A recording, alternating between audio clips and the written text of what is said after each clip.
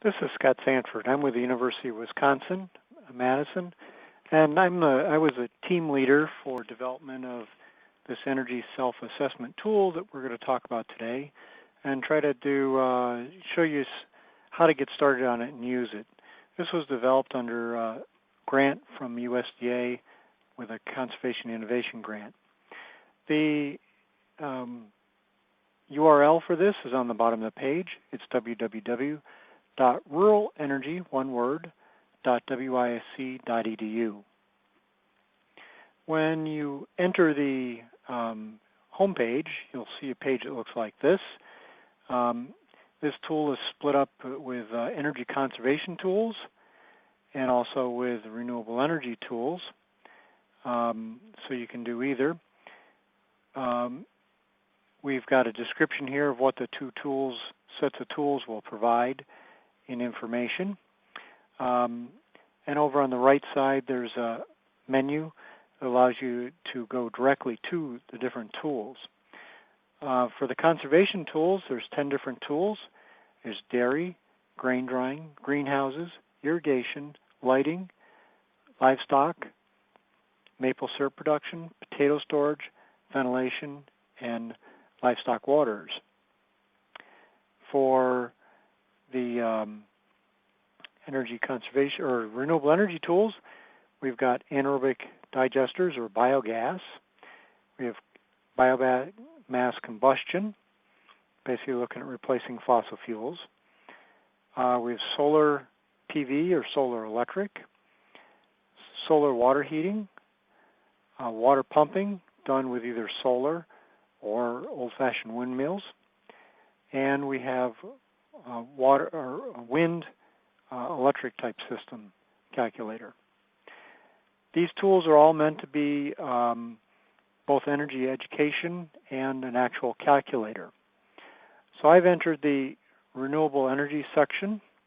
Coming to the next section, again, it gives a preview of what the tool will do, and then we have spotlights where it gives an abstract of what each tool is individually and what they will cover.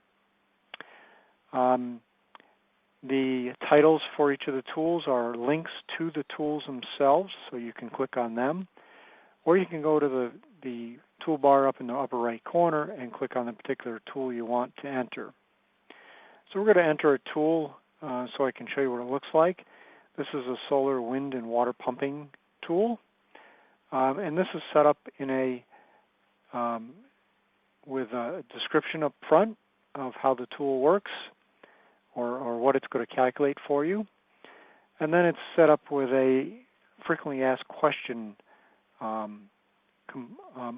mode to answer questions and provide education.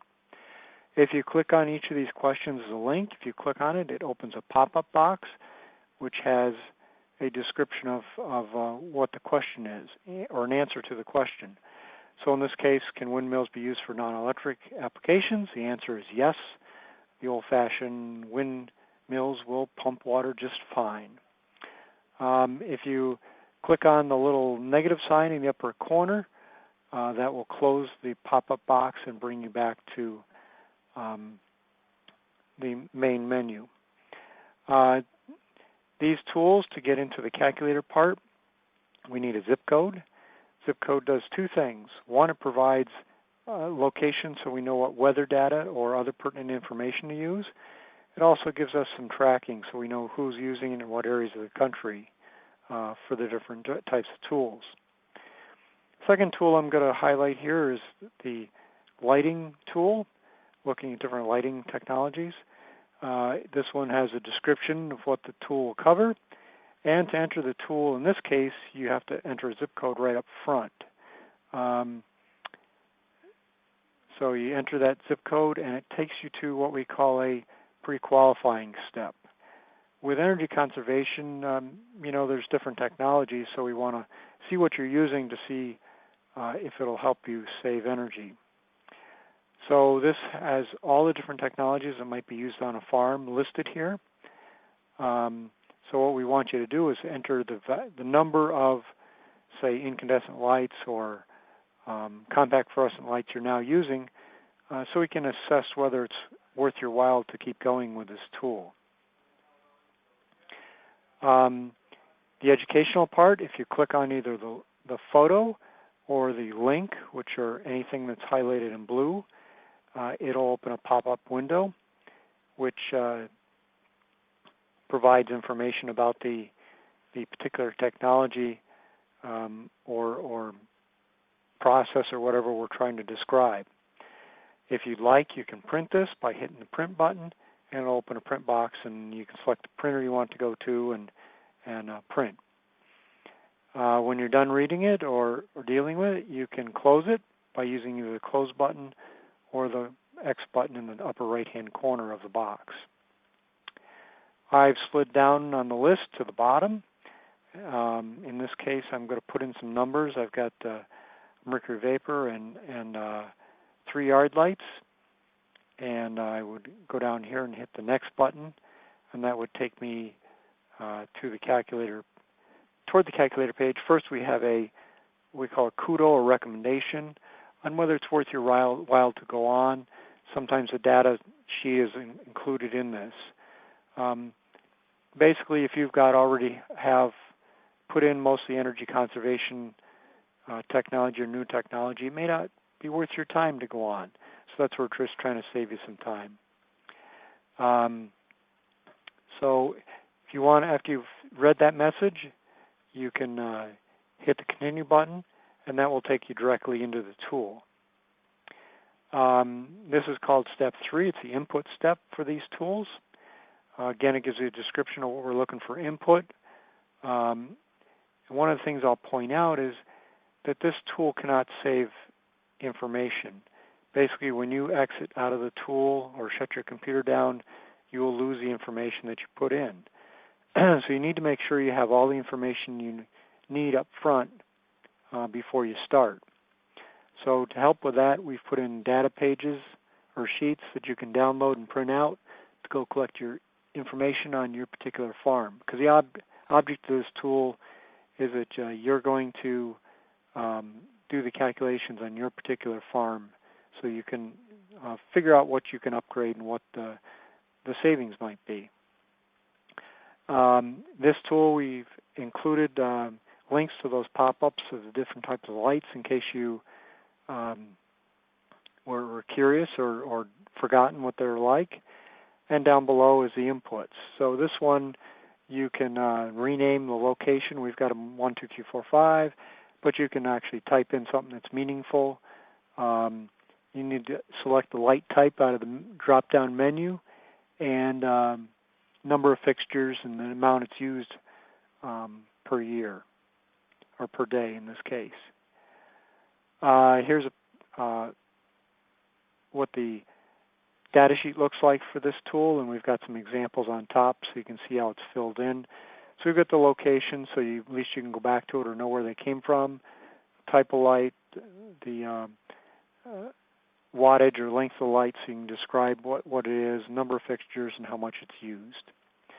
And then we also have a list on the back side of the data sheet for what types of fixtures or bulbs or lamps are included in the tool. If you find some that you're finding that are not included in the tool, you can either select one that's close to it, or you can email us and we'll try to add it next time we do an update, because this field is changing pretty rapidly. Lighting examples. I'm going to show an example where we've got 20 incandescent bulbs, 15 100 watt, 5 or 150 watt. We've got 4 T12 fluorescent lights that are 40-inch long, fixtures with 2 bulbs, and 3 yard lights using 175 watt mercury vapor light. So that's the example I'm going to give. So here's the output or the analysis part of the sheet. Again, we get a description of how to analyze or read the data and how the calculations were done in some cases. We've got the different data shown on the lines here. And in this case, it came from the Tystall barn. We had incandescent bulbs. Gives a baseline energy. And then the energy savings if we use different technologies. and we've kind of mapped the technologies so that you're getting close to the right technology for what we'd normally replace that what you're currently using with. Down the bottom here, we've got greenhouse gas emissions of what the baseline is, and in the lower right corner, we have the potential savings from that. We also have the potential savings for either dollars or energy as well. In some cases, we have buttons up here on the top that may either take you to a different technology or to, in this case, it's dollars versus kilowatt hours to show the chart on. Some examples. Now we'll go to an actual tool so I can show you better how it works. And I'm going to go to that. So here's the title page for it. We've got our energy conservation tools and our renewable energy tools. Here's the links on the side. I'm going to go in through the energy conservation tool homepage just to show you there's spotlights here that describe the different types of tools. And I'm going to, I'll pick dairy. And here we enter a zip code. Mine's already in there, but it's because I was just using it. But if you've entered a zip code in there, brings up the pre-qualifying page. So again, we've got a description up here. This one's set up with the different technologies. So we've got pictures of the different technologies, and then we're asking questions. So first one, it wants to know how many calories you're milking. So I'm going to say 100 to 150. Here's refrigeration heat recovery, high efficiency water heaters, well water pre-coolers, variable speed milk pumps. I got scroll compressors, how often I clean my refrigeration system, and variable speed milk pumps. Well, I'm going to go up and I'm going to say, most of them default to no. I'm going to say, yeah, I've got a refrigeration heat recovery unit. And I can click on this, and it will show the page. It will pop up and gives me a description of what that is and kind of some information about it to help me understand it. I can print it out if I want. I'm going to cancel this and to close. I would hit my close button. So let's go, and we'll go continue here. Gives me my pre-qualifying. It says, yep, it's recommending I continue because I don't have many of the technologies that are available. Gives me a data sheet, which I can open. It opens on a separate page. It is set up in the same order that the questions are in the sheet. So if you go through and answer all these questions ahead of time, that will help you speed through entry once you get to the tool. This opens up in a separate window, so I can just cancel that out. Then I can go and continue. So I could actually print that sheet out. Well, let me back up. Let me just show you how to print that. On the bottom here, you'll have a window print up. You hit the printer, and that's going to go and open up a window so you can print that. So I'm going to cancel out of that again. So let's enter some data here. I'm going to say I've got produce 8,000 pounds a day, 365 days a year. Got 50-degree well water. If you didn't know your well water temperature, you can come over here and hit the link, and it's going to open up a map where I can look and see what my water temperature is depending on where I am in the U.S. Sometimes these may be a little low compared to what the actual temperature is, but you can go out and turn on the faucet and measure it too.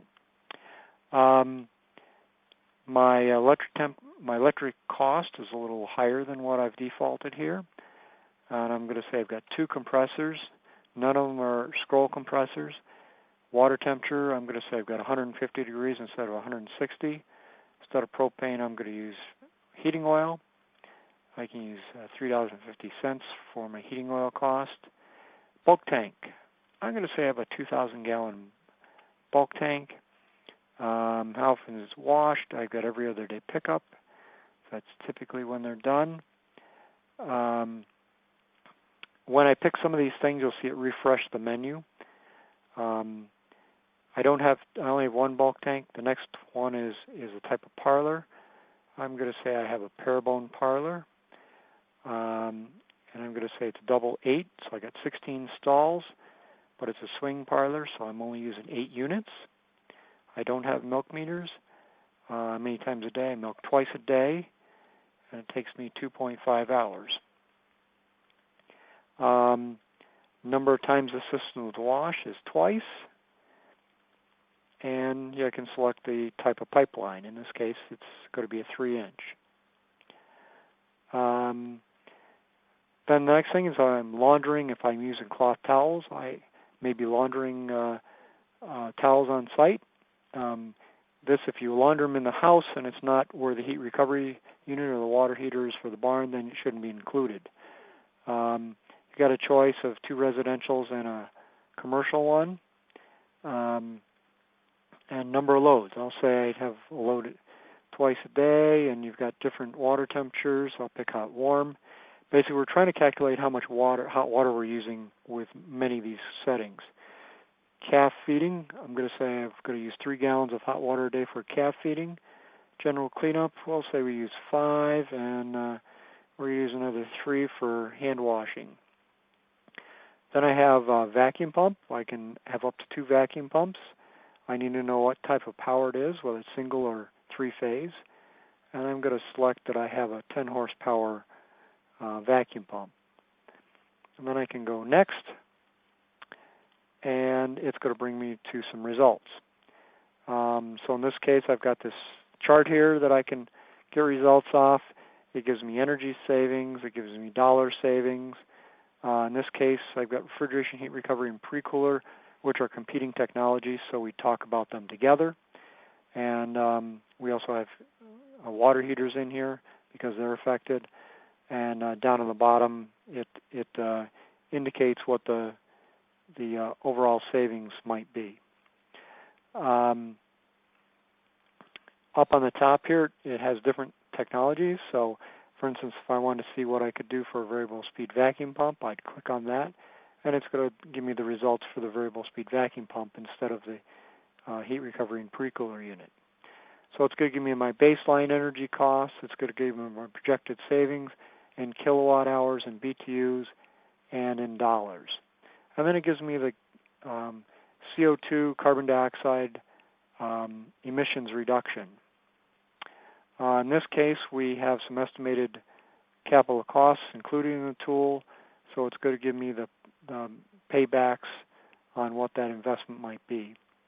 If I swing down here, this one actually has a link to the ventilation tools, because when you're doing dairy, you probably have some ventilation. So it gives you a link so you can go to that tool. And then on the bottom here, you can go back. If you want to go back to the last menu and come back, you can start over. You can print, or we've got links and resources. And this, again, opens up a separate window. And we put in some links and resources that we thought might be beneficial, some of the ones that we thought were good references. So you can link right to those things by clicking on them. Then the last thing we have here is a survey. So it's a 12-question survey, basically just fill in the blank, trying to get an idea of how you thought your experience went with a tool. And if you have any comments, we'd like those as well. That opens up a separate window as well.